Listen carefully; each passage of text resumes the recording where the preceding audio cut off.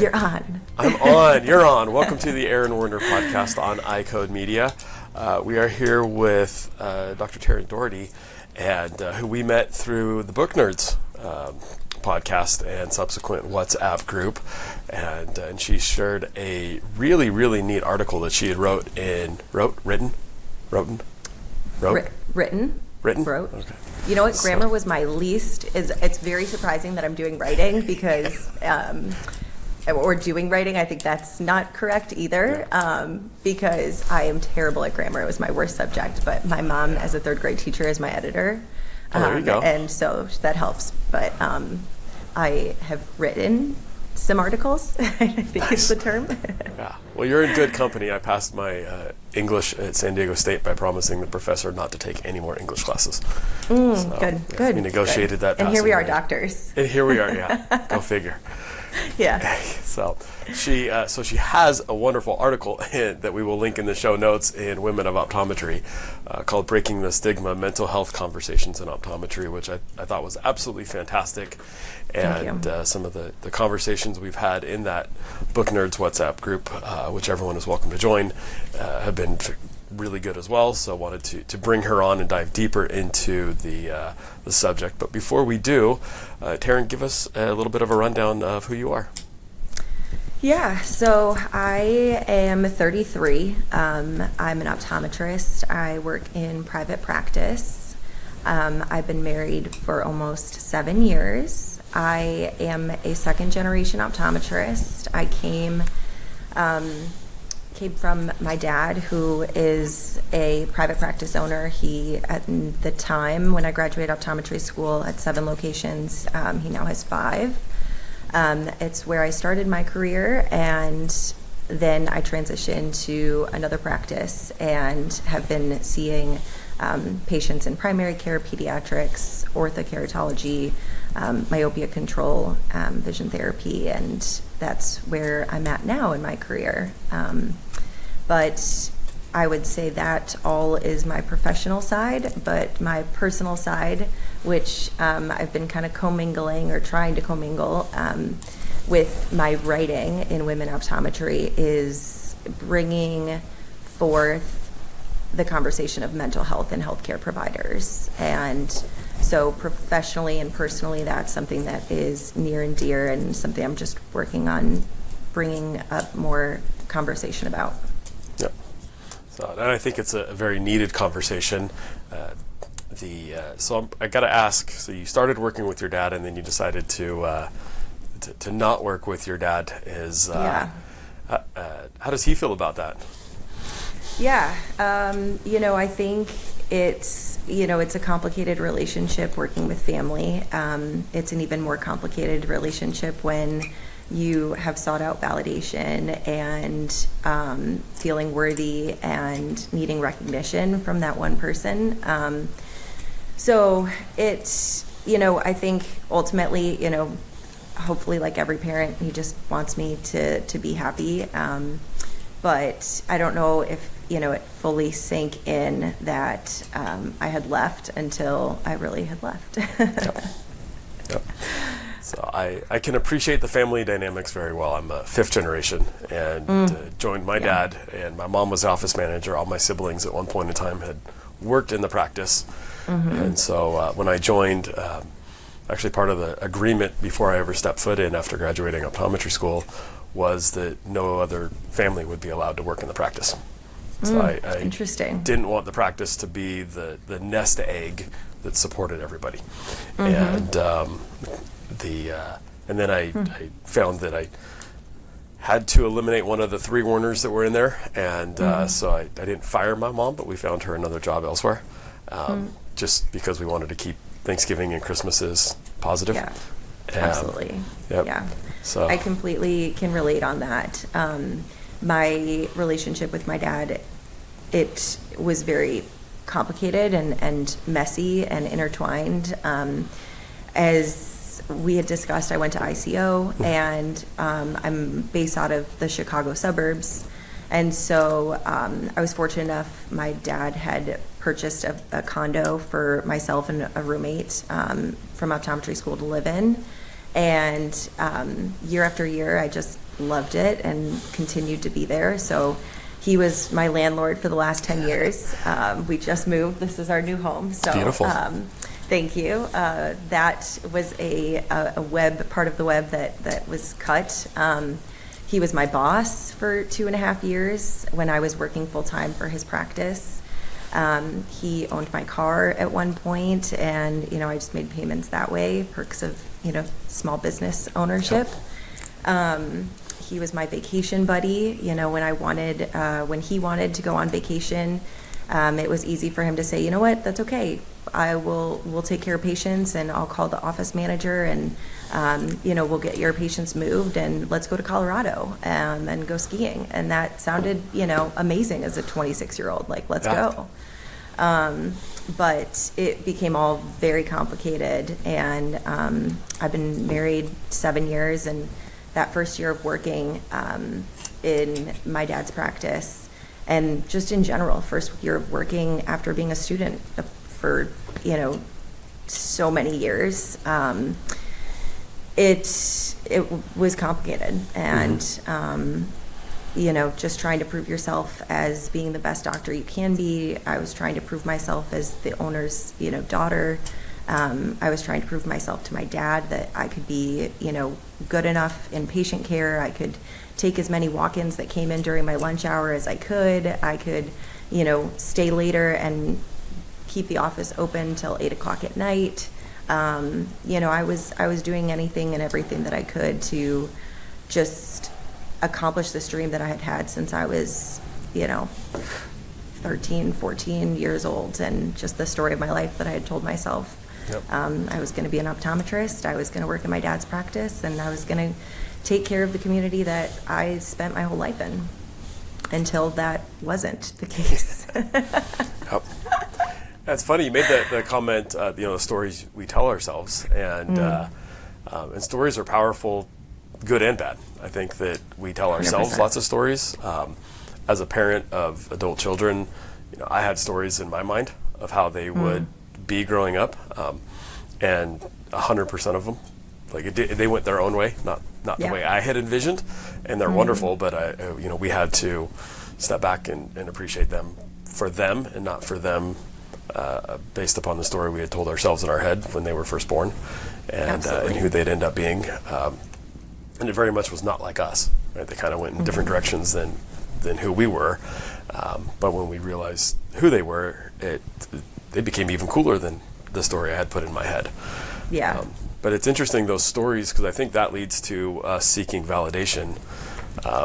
And the validation seeking, I think, is where a lot of people, I want your insights on this, because I think that's where a lot of us either feel good because we found the right sense, or at least the right now, source of validation, or we're frustrated because we're trying to seek a validation that's just not going to come.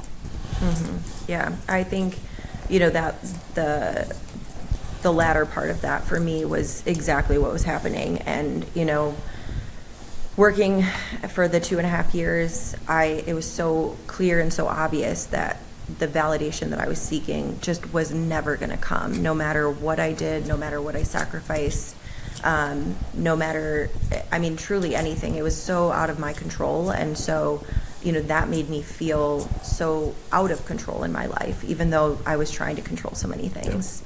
And so accepting, that validation that wasn't going to come was such a huge part of my journey to where I am today, and to healing that part of me that truly, I can't tell you. I said 13, 14, but I had a letter, in third grade, what I'm going to be when I grow up. I'm going to be an optometrist, this was my life. I went to bed every single night, praying, wishing, hoping to the universe, to God, just please let me be good enough to get in optometry school. Let me be good enough to get through optometry school. Let me be good enough to just get into my dad's practice. And through that entire mountain of just let me be good enough, let me be validated for my hard work, for who I am, for what I dream of.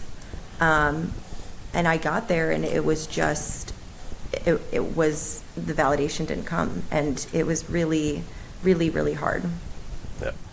That's tough when we work towards something and people don't recognize it, right? Or support it the way we want to. And I think that happens outside of professional life too. My son, I posted on LinkedIn, he ran his first half marathon with me, and that was a huge moment in my life, because I was always a runner and the rest of my family wasn't. And I remember talking with him and said, Bud, like, there were times when I would go, run half marathons, run marathons by myself. Like nobody, no family came to watch, no family supported, and it took a minute to realize that they weren't not supportive. They just, that wasn't their thing. They had other things to do on the weekend than come stand around in the hot sun to watch some sweaty dude rock by and run by and give him a high five. And I had to learn that the validation in running, at least for me, had to come from me. I had to be proud of myself. I had to be able to be good enough to not good enough, but aware enough to recognize my own progress, because ultimately I was doing it for me, and if I did it for somebody else, I was always chasing something that wasn't coming. For sure. I can relate to that so much, because what I started realizing when I was like, why am I so unhappy? Why am I, dreading going to work? Why am I depressed? Why am I just like, this is my dream. What is going on? Like, same thing. Like, if you're running a marathon, you're like, I'm running a friggin' marathon. Like, oh my gosh, like, I should be like, let's go. But, you're not getting something, and you're like, why is that? This is, I'm doing good things. I'm doing great work. And, I remember getting a thank you note from a patient, and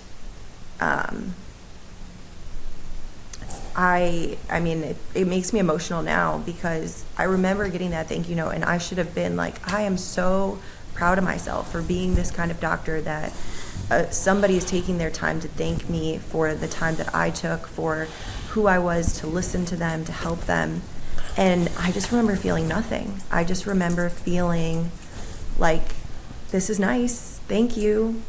But I should have been feeling more. And so much of that came from the fact that who I really wanted to tell me I was great, who I really wanted to, share my journey with, was my dad. And he was nowhere in the, he wasn't in the practice at the time. I had come in, and he had gone out. And that was when I was really like, okay, I need to figure out what is making me so unhappy, because there is goodness all around me, and I'm just not seeing it.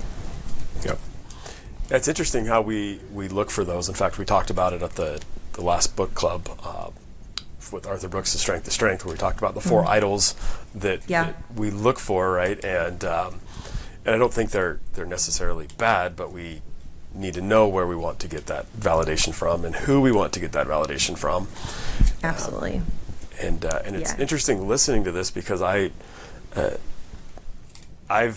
want to say I'm an absentee owner, but in my roles with Vision Source and things outside, I'm in the practice maybe 3 days a month physically, and my business partner and my other leadership team tell me frequently, hey, the staff needs to see you and hear from you, right? Which in theory sounds good, but I'm not, half the time I'm not even in the state. And it's appalling if you see the number of nights I spend in a Marriott hotel bed. And so it's challenging to try to, for me at least, to try to help them understand that I shouldn't be the sole source of validation. Right? That finding that self-validation, or that helping your peers or helping your patients, and finding the validation there. And I don't try to justify the fact that it's hard for me to do it, but I think I'm lying if I say that it's not a challenge for me. I know that practice model very well, because that is now at the point where my dad's practice is. And at the time when I had just graduated, I think one of the other parts too that comes along with that mental health, that mental wellness, we were students our whole life. We were surrounded by our peers. We were surrounded by people who were doing the same thing as us. We were surrounded by people who were struggling with the same things as us. And there wasn't a lot of loneliness that happened. And then all of a sudden you graduate, and most of us are practicing on our own. We may be in a group practice, but we're the only doctor in the office. Or even if there are multiple doctors in the office, we're with our patients, for 15 minutes, 20 minutes, at a time. And we're having these really, quick moments of connection, but not totally gaining that going beyond that superficial level. And so where do you look when you are feeling uncertain? Where do you look when you're feeling insecure? Where do you look when you're feeling lonely and sad or overwhelmed? Before it was like, I'm just going to go to the library and I'm going to chat it up for 20 minutes and then I'm going to get into my studies. Like we had resources, we had peers. And so when I came into practicing, and my dad took that as, okay, you're now here to be kind of my, like, the who I can be, essentially like my role. Replacing me, yep. Yeah, not necessarily on like the business side of things, but just in the in-office aspect. And oh my goodness, where did this just go? Well, you lost that support. Like you were looking for that. Yes, I'm like, where was this going? This is why I'm a better writer than I am a better speaker here. This is why I don't do much of social media, because I'm a better writer. But I didn't have any support. I had the other doctors that worked at the other offices, but the person that was in my corner, that was supposed to be in my corner, who I had connected with through being an optometrist or going into optometry, he was gone. And so it was so lonely. I didn't have a mentor. I didn't have, and not that you need it, but when I again get to know, or as I've gotten to know myself a lot better, I need a mentor. I thrive under having somebody share their experiences with me and relate to somebody. And I'm a social being where, I heard this term ambivert, which is you're an introvert and an extrovert. Okay. But I thrived in being a student because it was a social setting. And then I came into optometry, and it's actually quite a lonely career. Yes, you're seeing people and you're having conversations, but they're quick, and they've got to be, if you want to address all their concerns and you want to make sure that you can be the best doctor you can be, you got to multitask those conversations. And again, it's quick. You're seeing these people once a year. How are the kids? Oh my gosh, you're going to this school, whatnot. But it's not those deep connected, deep connections. And it was lonely that first year. I love how you just phrased that, and thank you for being, vulnerable and sharing that. And I think that part of that, what we had in school is it was easy to be vulnerable because you were connected with your peers, right? Absolutely. And it was easy to, talk about how Hodder's tests were a pain and didn't feel they were fair, or, Lord help me with, pharma, or trying to remember all the, the divots in the skull. And absolutely. So but you had people that you could say, wow, that sucked, right? Oh my God, you would come out of an exam and literally just gossip all about, I didn't know question number 4, like, which one did you put? I mean, you had like a direct outlet to pour out of those feelings that... Especially the negative feelings, right? Because you could come out and be like, the hey, negative ones, 100%. Right, I kicked ass on that. Nobody wanted to hear it, Yeah, right? It was the negative. But then you get into practice, and there's a sense of you have to know everything all the time. Everything about everything, and saying I don't know to a patient feels weird, especially as a young doc, because we're trying to live up to an ideal in our head. That story we told ourselves in the head. At most society meetings and state meetings and whatnot, everybody says it's great. Like, I'm getting my ass kicked in practice. How is it great for everybody else? When in reality is everybody else is getting their butts kicked too. They just can't say it. And so, it never occurred to me to put it the way you had put it, that, we didn't have, we don't have those built-in mentors the minute we get out of school. Typically, we don't have that built-in peer group where we can celebrate the highs and, share a glass of wine over the lows and commiserate and say, hey, it's going to be okay. Tomorrow's going to come.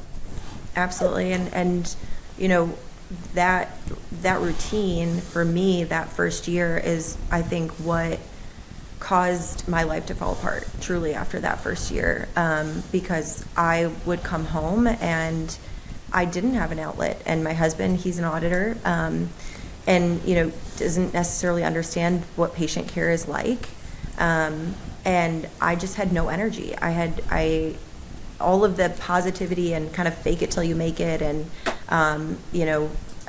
just energy that I put out to connecting with my patients or connecting with my team at the office, because again, I had that pressure of now I'm my dad, and I need to make sure that I'm, the things he used to walk around the office and be like, oh, that, there's some dust in that corner, or like, oh, it's an instrument, not a machine, and are you picking up the phones and saying, thanks so much for calling, what can I do to help you?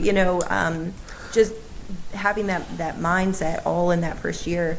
I felt like I was walking into the office and putting on like an act and just trying to be the best me possible.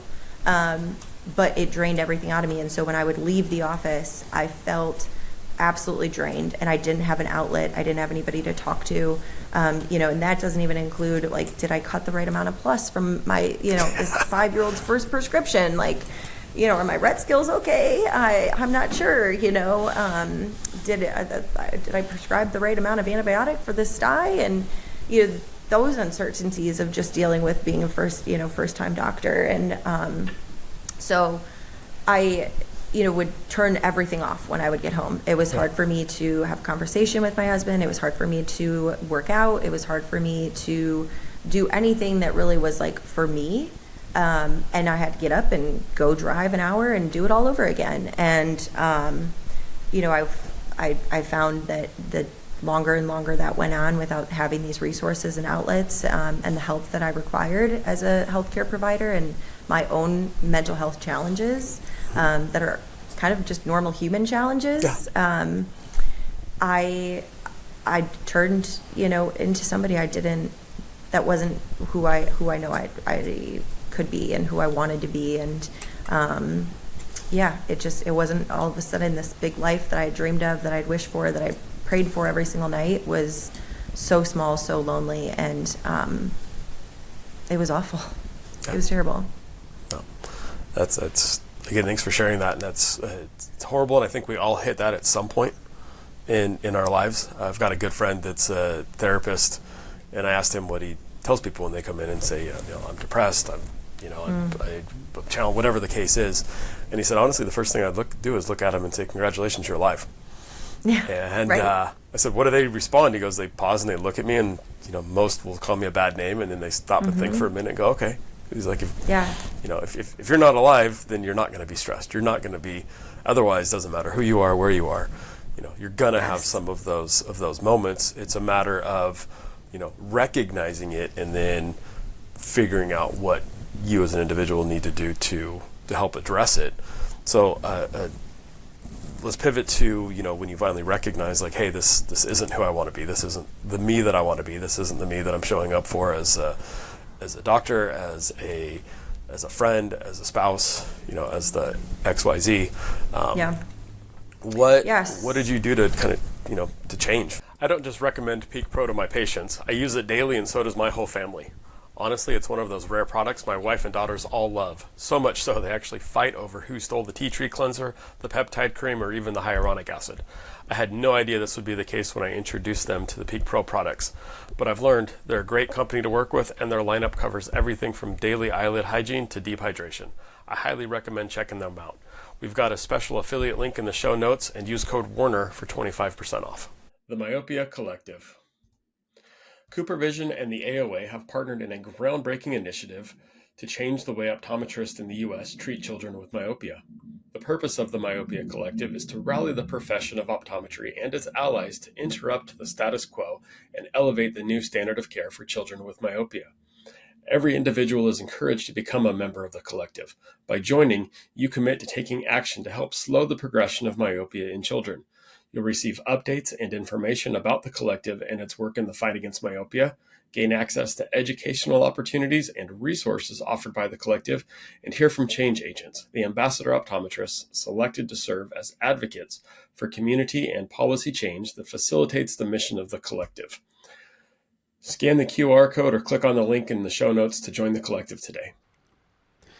In the past, our focus revolved around prescribing MacuHealth or MacuHealth Plus to patients at risk of macular degeneration, while also recommending it to collegiate and professional athletes for enhanced contrast sensitivity in sports performance. However, this year's introduction of the Life Meter has been a game changer. The Life Meter revealed a concerning truth. Many of my patients have alarmingly low skin carotenoid levels, indicating potential deficiencies in essential body tissues like the retina and brain. Supported by over 30 peer-reviewed publications, Life Meter's accuracy, consistency, and effectiveness has been demonstrated across 2,000 subjects with diverse backgrounds. With this newfound insight, I can now have meaningful conversations about carotenoid levels with all of my patients, even those who may seem outwardly healthy. To learn more about this empowering technology, feel free to contact your MacuHealth representative or click on the link in the show notes. Together, let's optimize patient care and elevate their well-being. Get out of that. Yeah. So, I mean, the first step was therapy. I found a therapist and I was able to have somebody to just kind of unpack all of this. You know, again, I had a really complicated web that I had woven in my adult life to my dad, to this one person. And I had worked my whole life for this one career, and I needed somebody to help me unpack why I chose this, why I'm feeling the way that I feel, what does all this mean, and just truly have this outlet that I, again, used my peers for, I guess, at one point. But I was able to now turn to, my therapist, Patty, who's still with me today, and I attribute a huge part of my mental health and being a better person, being a happier person, because I have someone to talk to who is completely neutral and advocating, for my well-being. Yep. So that was step number one, and that was the only step that I took for a very long time, because that was once a week, and that felt exhausting enough to go after. I had a 7 p.m. Finish patients, and I would have an 8:30 therapy session, because just in case patients run late, Yeah. Yep. Got to have that extra buffer. So, it was 8:30. I would meet for an hour, and I'd drive home for 45 minutes, and it was late nights, but it was 100% the very first step that I needed to take in terms of just getting help. Yep. I couldn't agree more on needing finding a therapist. I lost my brother 20 years ago. Right? I'm sorry. I went into my own shell and took a long time and getting out and finding working through it with somebody that knows better. I like to think more of them as kind of a coach or a trainer. It might be the stigma that comes along with the term therapist and being a dude, but I would never, I never trained for a marathon without a coach. I didn't listen to them most of the time, but at least I had one, even if it was just on paper on what to do. I always had a wrestling coach or a soccer coach. I even had a golf pro give me lessons, and so why would I try to tackle something that I'm not trained in without the support? I will say I went through a couple of them because I had to find one that I synced with, and I wasn't going to, which is so important. Yeah, so it's I didn't want to play a victim card. I didn't want to go back through my childhood and find where I was neglected and whatnot, and that was the root of all the problems, because I didn't believe in that, at least for me. But but I did think it was fun, finding someone and knowing who I am. It was somebody who was tough and called out my bullcrap when there was plenty of bullcrap to call out. Absolutely.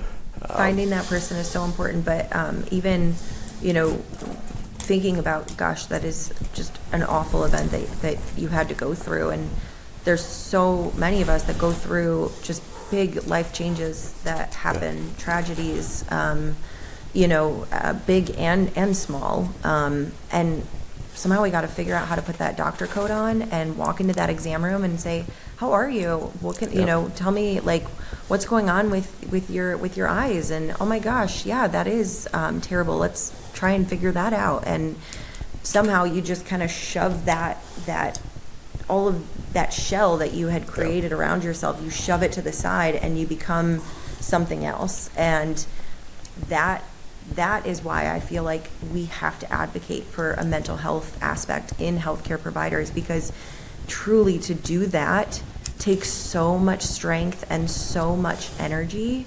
It can feel, I heard this term actually from an ER doctor that I'm friends with, and he used the term code switching.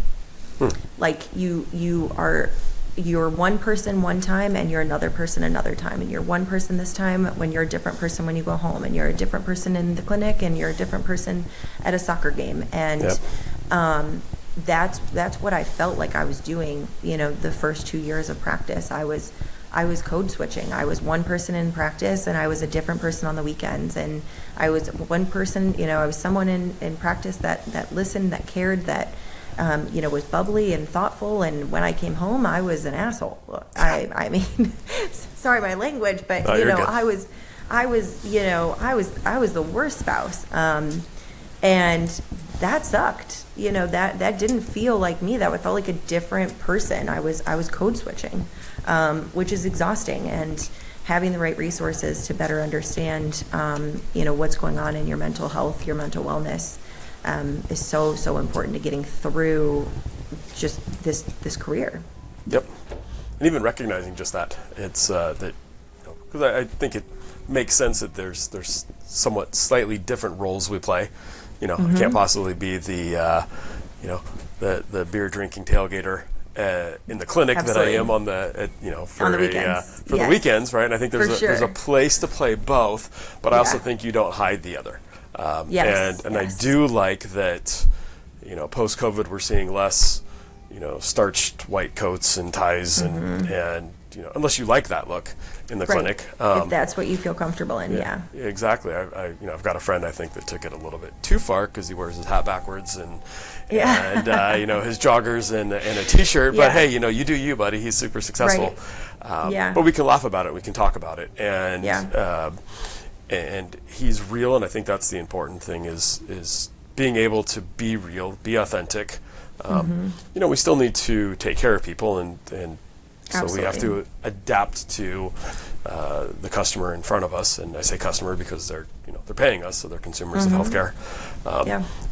It is challenging because I think that, and thankfully in optometry it's not as much as your ER doctor friend, but we absorb a lot of problems. We're the diaper that they come in, some of their problems onto, and it's inappropriate to give it back. So you got to kind of absorb it. There might be some tough love for the diabetic that's still drinking 15 Diet Cokes and eating McDonald's a day, or the AMD patient who's still smoking. But a lot of it is having to absorb. I think a lot of it is also learning that we're not responsible for their decisions, which took me a long time to figure out. I would stay awake at night stressing over that, the corneal ulcer for the person who hadn't taken their contact out in 3 months. Absolutely. And whether they were going to listen to what I recommended or not. And at some point I had to realize that my job was to do my job and their job was to do their part. Yeah, and I think when we go into this career, our identity is a doctor, and that identity comes with us anywhere we go, right? If you are out and about, you are generally somebody who likes to help others. You have a big heart, you care a lot. But the same thing that goes along with that identity is the people pleaser, the perfectionist, the overachiever, the negative Nancy. These are all aspects and identities that that can live within us. And I think where I struggled is that, as you said, there's a time and a place, but it's important that you don't hide them. And all of those things within me, I was hiding. And I was acting like they were not there, and if I just act like they're not there, then they won't be there. But it then started to like slowly eat inside and destroy everything that was, around me. And I think where I really started to then thrive in this was I stopped acting as though all of these individual pieces were, they were acting alone. And I started to see them as something that actually made me who I am.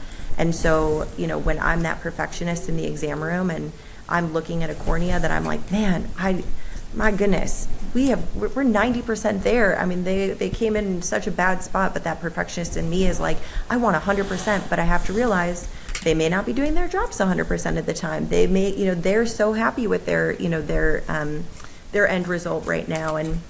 And I realize that perfectionist in me is playing its role as who I am as a doctor. The people pleaser, my goodness, that patient who calls after hours, gosh, I want to help them. I want to be there.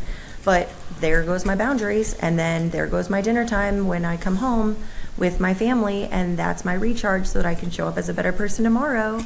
So I had to stop acting like all of these things were not a part of who I was as a doctor, and put them together and say, okay, this is who I am. These are challenges that I have. These are strengths, my weaknesses, and it all comes together as one. And when I work on all of these individual aspects, it makes me then a better whole and a better doctor. So that's, again, another piece of the puzzle where I just never thought that I could put all of this together. I thought that I had to be something that I wasn't. I thought I had to be, the pristine professional, hello, welcome, and, my business casual. And, this is what I'm most comfortable in. I love my scrubs. I love being a flexible, easygoing doctor. And that's what fits me the best. And that's when I get the best responses from my patients as well. So, and that's who they love the best, and not that they've probably seen both sides, but that's why you get the responses that you get from them, and finding your holistic. I find it interesting that historically and generationally we're challenged because we've got 5 generations right now in the workforce, which is tough, and you've got your from your stoic, put on a happy face, leave home at home, leave work at work type of mentality to now I think we're seeing a much it's not any less challenging, but I think it's healthier of being a whole person. And so instead of leaving things at home, I tell my team just turn on the dial. When you're at work, I would love for you to turn work, or when you're at home, I would love for you to turn work off, but you can't. So just turn the dial down so it's in the background. You're not paying attention to it unless you absolutely have to. Right. And when you're at work, turn down family stuff as much as you can, so you can focus on the people that are here, but don't turn it off. Don't try to be who you're not when something's completely bothering you. And if it's really that bad, share what you're willing to share with the coworkers, even if it's just, hey guys, today's a bad day. Like today, I'm struggling.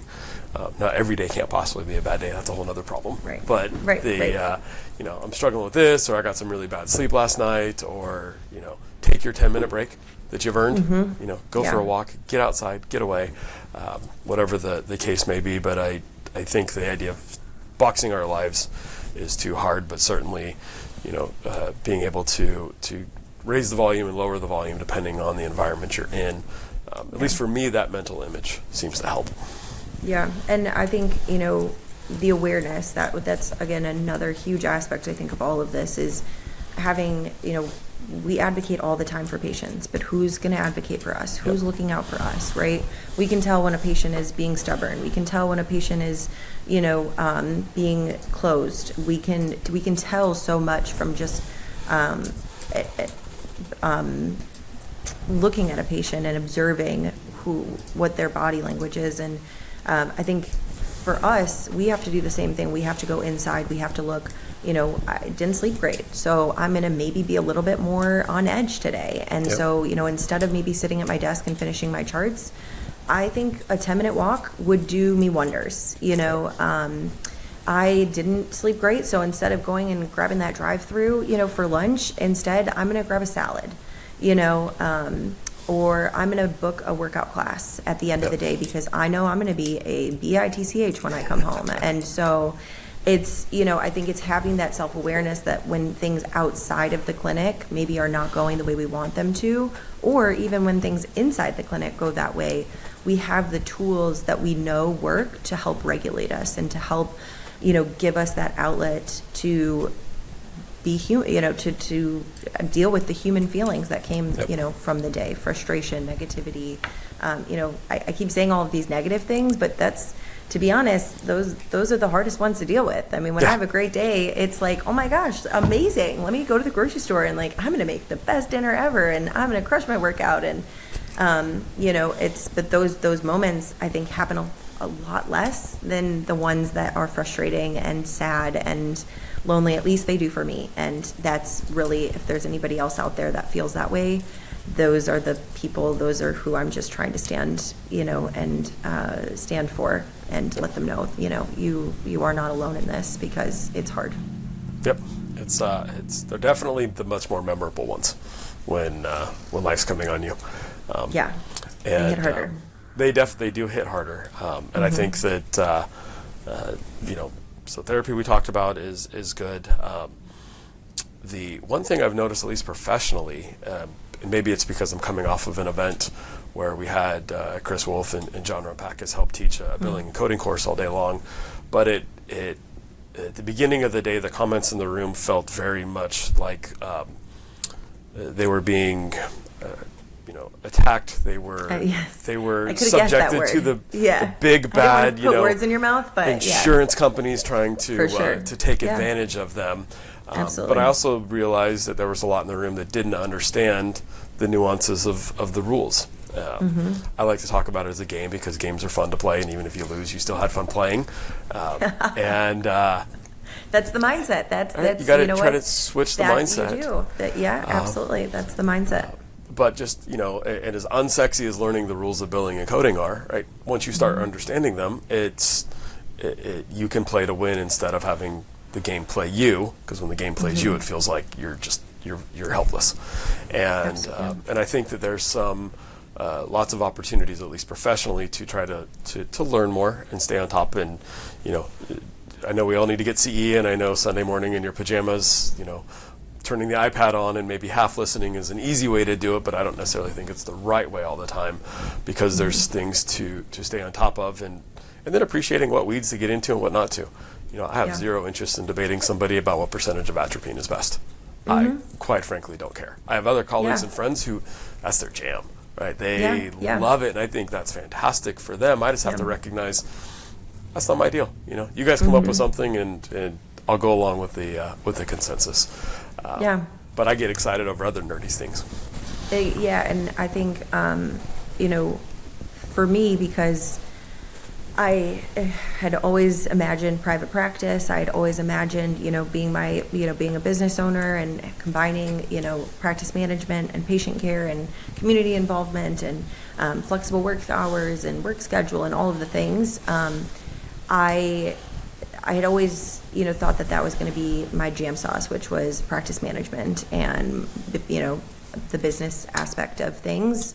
And I was interested in that, but it was actually more of the human aspect that I was interested in. And, how do you get, how do you get patients to feel happy? How do you get your colleagues or your work, your coworkers to be happy, set the right culture, all of that. And it was really the people side of things that I was interested in. And to be honest, I couldn't tell you how many times I faked reading an article in a journal. Like, I give a crap about, the glaucoma management of this new device or things, just so that I could look like I was smart, or I was invested in my career. And again, that was just another hard thing for me, because I just felt like I didn't fit in. I felt like, everybody's so incredibly excited about this billing and coding and atropine and specialty contacts, and I just was like, I don't fit anywhere. I care, but my gosh,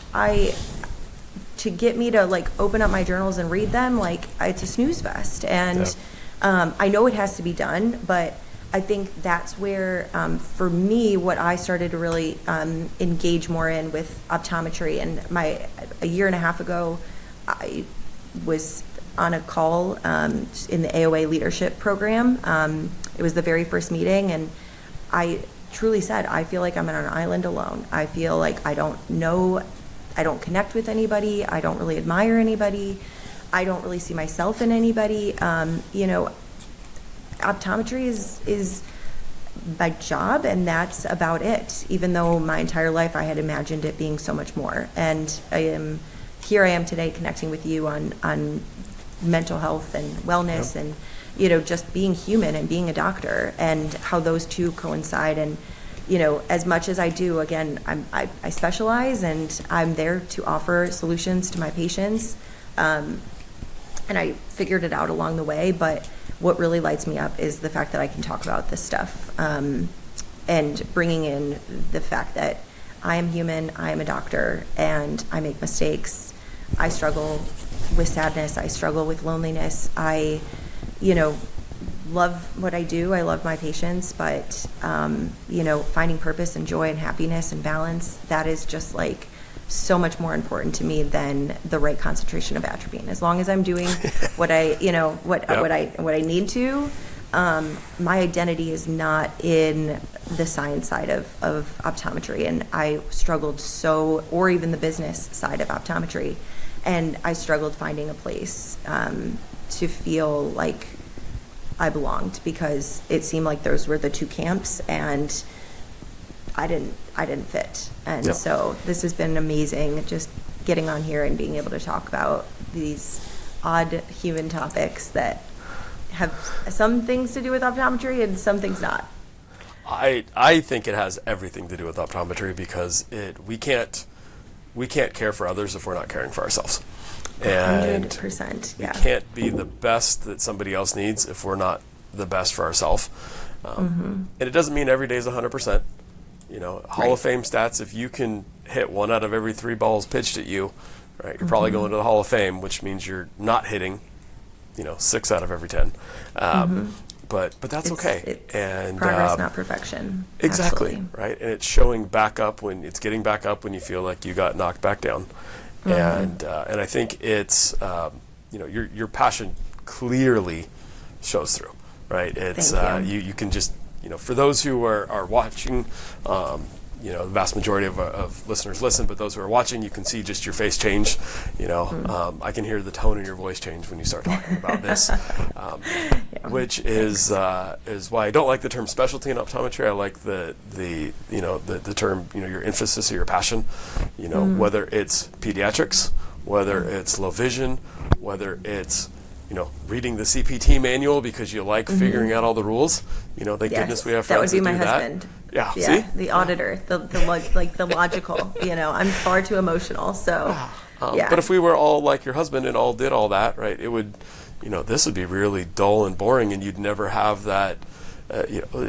We'd be practicing optometry as if it was a math problem, and it's not, because the 1 + 1 + human doesn't equal 3.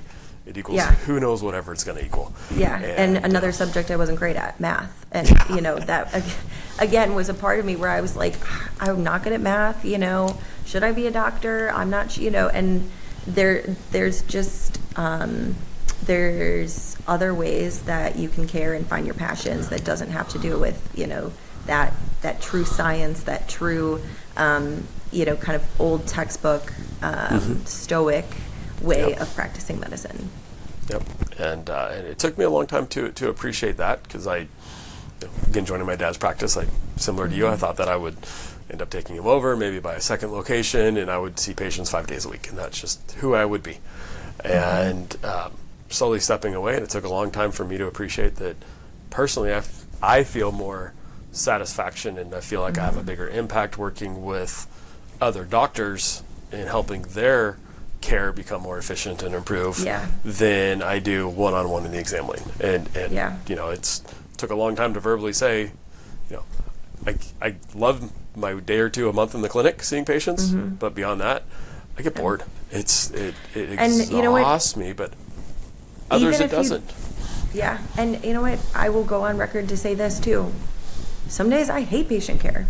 I mean, as much as, again, I love helping people. There is monotony that comes along with what we do. And again, the loneliness of what we do. And, the fact that I'm in an exam room without any light. I mean, my gosh, I would kill to have a window. And, it's a beautiful day and you got to go inside and, you go into this kind of hole of dark rooms and dark lights. And, again, it's hard when we are in these positions to say that sometimes we don't like what we do.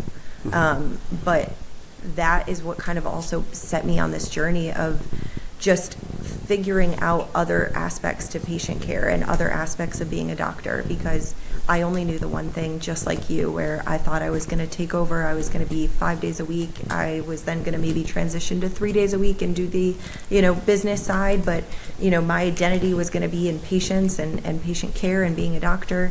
And, come home at 7 o'clock at night. And that's what I thought. And when I realized that wasn't what made me happy, it was like, holy crap, what the heck do I do now? And so for anybody that, feels that same way, that there's something that's clashing or misaligned, one of the biggest things that I did was I just started reaching out to people. It was a little personal project that I termed Project Fearless, because I realized I had zero confidence in myself. And I just started tackling one thing a week that gave me anxiety or that I was scared about or uncertain about. And I just started reaching out to people who were doing different things, not even things I wanted to do, but just different things, so I could learn from others and I could learn what else is out there. Because, again, we are trained to be in patient care. We are trained to do that or own a practice. And those are two very different but isolating, not isolating, but very permanent paths, or can be permanent paths. And I'm trying to find another little core path that's available to people who don't maybe see themselves in those lanes. Yep. Yeah. So just reaching out to people and finding more about what they did, what their path was, what their story was, what their passions are, and that in turn allows you to figure out more of what lights you up, what you're passionate about, what you do like, what you don't like, because the grass always seems greener on the other side until you actually find out more about it, and then you're like, maybe that wasn't the right thing for me. Like, oh shoot, I actually don't want to travel 5 days a week and be on the industry side of things like that. I want to be home every night, or you don't know until you just have a conversation. So just reaching out to colleagues. Everybody likes to share their story and likes to help people if they can, and that's why we are doctors. That's why we became who we became, or what we became, and that's been my biggest tool to be able to just get out from feeling so alone. I love that. The power of community and just can't be overstated, whether it's a couple of core close friends, and I'll publicly thank Brianna and Kyle and Chris right now, because they've been the receiving end of my what the hell is going on phone calls. But on the flip side, they've been the first to hear about the big successes, and then being able to, like I said, to share it with the the WhatsApp Book Nerds group, to share it with the Vision Source family that I'm a big part of. I think finding your community is important, and online community is great, but being able to have that physical touch point with them is super important too.